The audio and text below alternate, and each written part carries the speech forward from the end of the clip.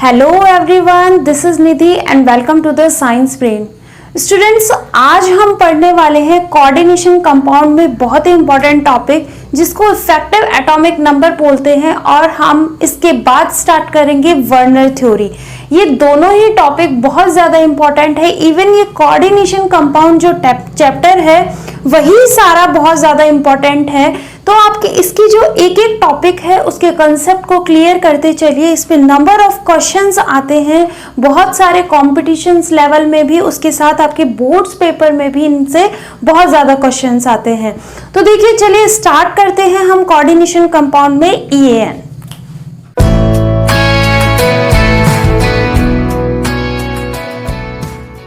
देखिए students, coordination compound में EAN का मतलब होता है इफेक्टिव एटॉमिक नंबर। देखिए, इफेक्टिव एटॉमिक नंबर का मतलब ये होता है कि आपने जब कोऑर्डिनेशन कंपाउंड पढ़ा है तो कोऑर्डिनेशन कंपाउंड में एक कोऑर्डिनेशन एंटिटी होती है, और आप सभी को पता है कि इसके अंदर सेंट्रल मेटल एटम होते हैं एंड प्रेजेंट होते हैं लिगेंड। ओके, अब ये जो लिगेंड होते हैं ये हेटेरोलेप्टिक भी होते हैं और ये होमोलेप्टिक लिगेंड भी होते हैं। लिगेंड जो है वो बिहेव करते हैं एज अ लुईस बेस की तरह है, क्योंकि ये अपने लोन पेयर को मेटल को डोनेट करते हैं। अब मेटल की जो टेंडेंसी होती है वो होती है इलेक्ट्रॉन को डोनेट करने की, क्योंकि हम लोगों ने एल्केली और एल्कलाइन अर्थ मेटल में यही पढ़ा है। बट यहाँ पर जो कॉम्प्लेक्स के अंदर जो मेटल प्रेजेंट होते हैं वो डी ब्लॉक के मेटल्स होते हैं, जिनके पास डी ब्लॉक वेकेंट होता है, और डी ब्लॉक वैकेंट होने के कारण ये लिगेंड से इलेक्ट्रॉन लेते हैं। तो कोई भी अगर वस्तु है, या फिर हम लोग कह सकते हैं कोई भी इंसान है, वो किसी से क्यों चीजें मांगता है, किसी से क्यों अपनी जो जरूरतें होते हैं उनको फुलफिल करने के लिए किसी और से वो चीज मांगता है, क्योंकि उसको स्टेबल होना होता है। राइट, हम लोग स्टेबिलिटी के लिए सारा वर्क करते हैं। तो यहाँ पर मेटल जिसकी टेंडेंसी है खुद इलेक्ट्रॉन को डोनेट करना, पर डी ब्लॉक का कैंडिडेट होने के कारण, डी ब्लॉक का एलिमेंट होने के कारण इसके वेकेंट रह जाते हैं डी ऑर्बिटल्स। तो डी ऑर्बिटल्स को फुलफिल करने के लिए ये हम कह सकते हैं कि ऑक्टेट कंप्लीट करने के लिए ये लिगेंड से इलेक्ट्रॉन पेयर को एक्सेप्ट करता है और as behave like a Lewis acid. तो यहाँ पर हम कह सकते हैं कि ये जो सेंट्रल मेटल एटम है ये डी ब्लॉक के एलिमेंट्स होते हैं, डी ब्लॉक के एलिमेंट्स होते हैं। अब डी ब्लॉक के एलिमेंट्स आप सभी को शायद अभी तक तो पीरियोडिक टेबल याद ही हो गई होगी। देखिए, डी ब्लॉक के एलिमेंट्स कौन से होते हैं? अगर हम लोग पूरे डी ब्लॉक की ना बात करके केवल 3D सीरीज की बात करें तो 3D सीरीज में से कौन कौन से आते हैं? Scandium, right, very good. Next titanium, vanadium, chromium, manganese, इसके बाद आयरन, कोबाल्ट, निकल, एंड ये है 3D सीरीज। 3D सीरीज में scandium, titanium, vanadium, chromium, manganese, iron, cobalt, निकल एंड जिंक। तो इनके एटॉमिक नंबर की बात करें तो स्कैंडियम का होता है 21, इनका होता है 22, 23, 24, 25, 26, 27, 28 एंड 29। कुछ छूट गया? यहां पर कॉपर आएगा, पहले बताते नहीं हैं आप लोग, क्यूजन। ओके, तो जिंक 30 आता है, कॉपर 29 आता है। तो देखिए इनकी इलेक्ट्रॉनिक कॉन्फ़िगरेशन 20 से लेके 30 तक है। और अगर हम इसके आगे, यानी मैं यहाँ लिख रही हूँ, इसके आगे पैरेलल में जाएंगे तो क्रिप्टॉन आएगा। ओके, लास्ट जो आपका ग्रुप होता है, ग्रुप 18, जिसको जीरो ग्रुप भी बोलते हैं, वो 3D सीरीज के पैरेलल में क्रिप्टॉन आता है। ओके, जिसका एटॉमिक नंबर होता है 36। तो देखिए 36 जो होता है, या फिर हम लोग कह सकते हैं कि जो जीरो ग्रुप होता है, 18 ग्रुप जो होता है, जिसे नोबल गैस बोला जाता है, वो नोबल गैस अपनी स्टेबिलिटी मेंटेन किए हुए है। क्यों किया हुआ है? क्योंकि उनके पास स्टेबल कॉन्फ़िगरेशन है, उनका ऑक्टेट कंप्लीट है। तो उनका ऑक्टेट कंप्लीट है, सबसे ज्यादा स्टेबल है, तो सभी लोग उनकी तरह बनना चाहते हैं। हमारे साथ भी ऐसा ही होता है कि हम लोग अपने से हमेशा ऊपर वालों को देखते हैं और किसी भी कैंडिडेट को देखते हैं कि उन्होंने बहुत अच्छी अर्निंग की हुई है, बड़ा बढ़िया बंगला है, गाड़ी है, ये सब चीजें होती हैं ह्यूमन बिहेवियर में। तो हम लोग उनको देखते हैं और हम सोचते हैं कि ये हम भी अचीव कर ले, या फिर हम लोग ये भी सोचते हैं, जैसे कि आप लोग स्टूडेंट्स हैं तो स्टूडेंट्स में किसी ने अगर नीट सेलेक्ट किया हुआ है या IIT सेलेक्टेड है तो आप सोचते हो कि इस बंदे की जैसे हम भी सेलेक्ट हो जाएं, सोचते हो ना। तो बिल्कुल, क्योंकि आपको अपनी लाइफ में स्टेबिलिटी चाहिए, इसी तरीके से इन एलिमेंट्स को या इन मेटल्स को भी स्टेबिलिटी चाहिए। तो ये बिल्कुल क्रिप्टॉन की तरह बनना चाहते हैं या फिर उस ग्रुप की तरह बनना चाहते हैं जो कि नोबल गैसेस हैं। तो स्टेबिलिटी मेंटेन करने के लिए लिगेंड से इलेक्ट्रॉन्स को एक्सेप्ट करते हैं कि हमें इतने इलेक्ट्रॉन्स दे दो भैया कि हमारी स्टेबिलिटी मेंटेन हो जाए और हम भी उनकी तरह स्टेबली जीवन व्यतीत करें। तो बिल्कुल देखिए, क्रिप्टॉन से ये क्रिप्टॉन या फिर किसी और नोबल गैस के जैसे मेंटेन करने के लिए स्टेबिलिटी, लिगेंड कितने इसको इलेक्ट्रॉन पेयर डोनेट करता है और उसके बाद मेटल पर कितने इलेक्ट्रॉन्स प्रेजेंट हैं, मेटल पे इलेक्ट्रॉन्स लेने के बाद में कितना एटॉमिक नंबर बनता है, उसको हम लोग बोलते हैं इफेक्टिव एटॉमिक नंबर। ओके, तो थोड़ा सा गुजरा दिमाग में, थोड़ा और क्लियरिटी के लिए इसके डेफिनेशन को देखते हैं। देखिए, इफेक्टिव एटॉमिक नंबर होता क्या है? Effective atomic number of a metal in a complex is a number of electron present in the metal ion plus the number of electron donate to it by the ligands. अब देखिए, one by one हम लोग समझते हैं। Effective atomic number of metal, जो metal है complex के अंदर, is the number of electron, वो number of electron present in the metal ion, जो मेटल आयन के अंदर जितने, जो सेंट्रल मेटल एटम हमने लिया है कॉम्प्लेक्स के अंदर, उसमें जो सेंट्रल मेटल एटम है उस पे कितने जो मेटल आयन प्रेजेंट है, इलेक्ट्रॉन प्रेजेंट है, plus then number of electron, और नंबर ऑफ इलेक्ट्रॉन जो कि लिगेंड ने उसको डोनेट किए हैं, वो कहलाता है इफेक्टिव एटॉमिक नंबर। तो देखिए, इफेक्टिव एटॉमिक नंबर को समझने के लिए, इफेक्टिव एटॉमिक नंबर को निकालने के लिए एक फॉर्मूला दिया गया। वो फॉर्मूला था effective atomic number of metal in a complex, या हम ये भी कह सकते हैं कि EN। अगर हमें निकालना है किसी भी सेंट्रल मेटल एटम या किसी भी कॉम्प्लेक्स का, तो EN is equals to atomic number. तो एटॉमिक नंबर किसका होता है? जो सेंट्रल मेटल एटम होता है उसका एटॉमिक नंबर होता है। इसका मतलब आपको D ब्लॉक के जो एलिमेंट्स हैं उन सभी के एटॉमिक नंबर आपको लर्न करने हैं। अगर किसी ने एटॉमिक नंबर नहीं याद किए हैं अभी तक भी, और अगर आपको लर्न करने में दिक्कत हो रही है, तो आप लोग मेरी 10th की प्लेलिस्ट में जाके चेक कीजिएगा। मैंने पीरियोडिक टेबल को वहां पर बहुत ही ट्रिकी से याद करवाया है, तो आपको बहुत इजीली याद हो जाएगी अगर अभी तक याद नहीं है तो। That is check it out. Then इसके बाद में एटॉमिक नंबर के बाद में आता है minus electron lost in the ion formation, यानी कि ऑक्सीडेशन स्टेट। देखिए, हमने पिछली क्लास में पढ़ा था ऑक्सीडेशन स्टेट कैसे निकालते हैं, तो वो तो आपको बहुत अच्छे से आता होगा कि ऑक्सीडेशन स्टेट यानी हम लोग सिंपल वे में बोले तो atomic number central metal atom का माइनस ऑक्सीडेशन स्टेट उस कॉम्प्लेक्स की plus electron gained by coordination. ये इंपॉर्टेंट है।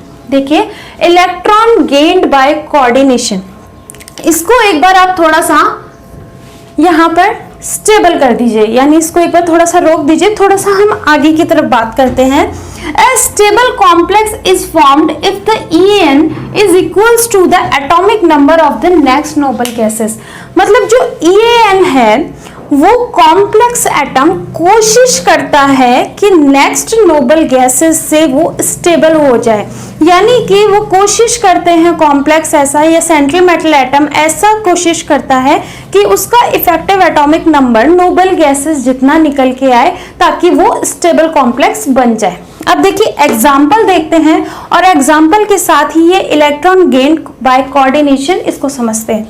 देखिए, एग्जाम्पल आपके पास है ये, आप इसका नाम बहुत ही इजीली बता सकते हैं, हेक्साअमीन कोबाल्ट। ओके, अब सबसे पहले बात आती है एटॉमिक नंबर की। तो आप सभी को पता है कोबाल्ट का एटॉमिक नंबर होता है 27। अब हम बात करते हैं इसके ऑक्सीडेशन स्टेट की। तो ऑक्सीडेशन स्टेट हमेशा सेंट्रल मेटल एटम का निकलता है, तो X लिख सकते हैं। ये 0 होता है तो यहाँ पर क्या बचता है 3, इसलिए इसका ऑक्सीडेशन स्टेट जो हो जाएगा वो हो जाएगा 3। ओके, तो ये हो गया atomic number 27 and oxidation is equals to 3। इतना हमारे निकल के आ गया। तो एटॉमिक नंबर की जगह हम लिख सकते हैं 27 माइनस कितना है ऑक्सीडेशन स्टेट, यहां पर ऑक्सीडेशन स्टेट लिखा हुआ है तो कितना आ जाएगा माइनस का 3। देन इसके बाद में प्लस साइन, प्लस लगा दिया। अब इसके बाद में आता है इलेक्ट्रॉन गेन्ड बाय कोऑर्डिनेशन। देखिए इलेक्ट्रॉन गेन्ड बाय कोऑर्डिनेशन का मतलब क्या है, अब इसको हम समझाते हैं और यहाँ पर एक छोटी सी ट्रिक भी काम में आएगी, उससे ही आपको पता चल जाएगा कि इसके En कितना है। देखिए यहाँ पे कोबाल्ट का जो है एटॉमिक नंबर 27 आ चुका है, बिल्कुल आ चुका है कोबाल्ट का 27 एटॉमिक नंबर, ये पीरियोडिक टेबल में आपको दिया हुआ है। नेक्स्ट आपका ऑक्सीडेशन स्टेट जो है निकल के आया है +3। अब यहाँ पर जो इलेक्ट्रॉन गेन कोऑर्डिनेशन है उसको आप कैसे निकालेंगे, तो कोबाल्ट 27 है। अगर देखिए कोबाल्ट यहाँ 27 है और इसकी ऑक्सीडेशन स्टेट निकल के आई है +3। +3 इसका मतलब अगर हम लोग इसका एटॉमिक नंबर अब निकाल लें +3 के बाद में, तो इसका एटॉमिक नंबर कितना हो जाएगा 24 हो जाएगा, क्योंकि हमने -3 कर दिए हैं। ठीक है, अब -3 कर दिया है और 24 एटॉमिक नंबर आ चुका है इसको, तो इसका जो नेक्स्ट नोबल गैस कॉन्फ़िगरेशन है वो कितना होगा। तो नोबल गैस कॉन्फ़िगरेशन आपको पता ही है, देखिए हीलियम होता है, नियॉन होता है, आर्गन होता है, क्रिप्टॉन होता है, ज़ीनॉन होता है और रेडॉन होता है, रेडॉन होता है। Okay, helium is 2, neon 10, 18, 36, 54 and 86, यही होते हैं इनके एटॉमिक नंबर।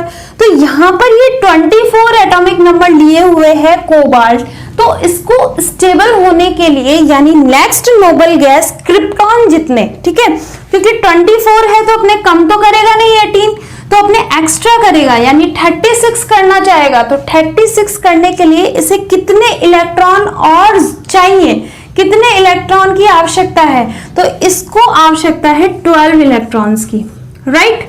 12 इलेक्ट्रॉन्स होते हैं, इसके पास कितने इलेक्ट्रॉन्स हो जाएंगे 36।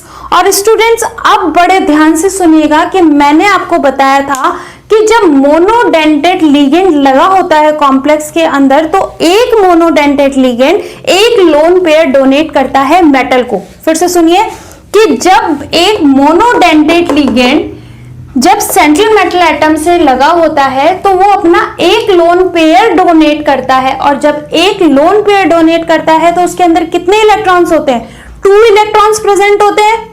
अरे समझ में आ रहा है क्या कि अगर एक लिगेंड है वो सेंट्रल मेटल एटम से लगा हुआ है और अगर वो मोनोडेंटेट है तो वो कितने इलेक्ट्रॉन डोनेट करता है, वो 2 इलेक्ट्रॉन डोनेट करता है, एक लोन पेयर में 2 इलेक्ट्रॉन्स होते हैं।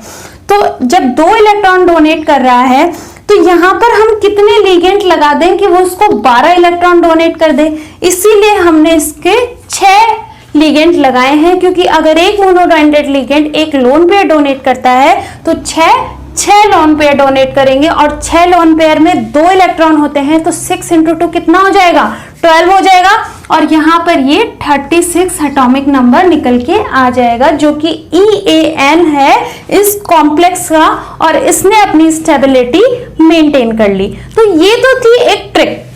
अगर आप चाहें तो फॉर्मूले से बहुत ही सिंपल वे में भी निकाल सकते हैं। चलिए फॉर्मूले की बात करते हैं। देखिए स्टूडेंट्स, थोड़ी सी ट्रिकी के बाद में हम लोग स्टार्ट करते हैं अपने फॉर्मूला बेस्ड क्वेश्चन पे।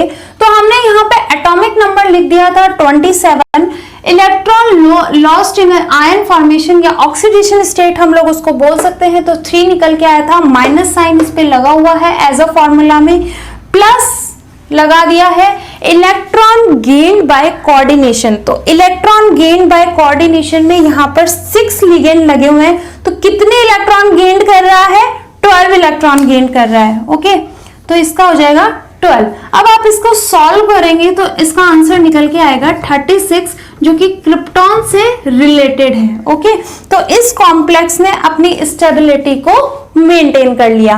नेक्स्ट एग्जांपल हम लोग देखते हैं, दैट इज द आयरन और साइनाइड। तो इसका क्या नाम हो जाएगा, हेक्सासाइनोफेरस, ठीक है, हेक्सासाइनोफेरस इसका आंसर हो जाएगा, नेमिंग हो जाएगी इसकी। तो अगर हम इसका एटॉमिक नंबर निकालें तो Fe का एटॉमिक नंबर कितना होता है, दैट इज 26, आपके सामने लिख रखा है। Fe का कितना होता है, 26 होता है।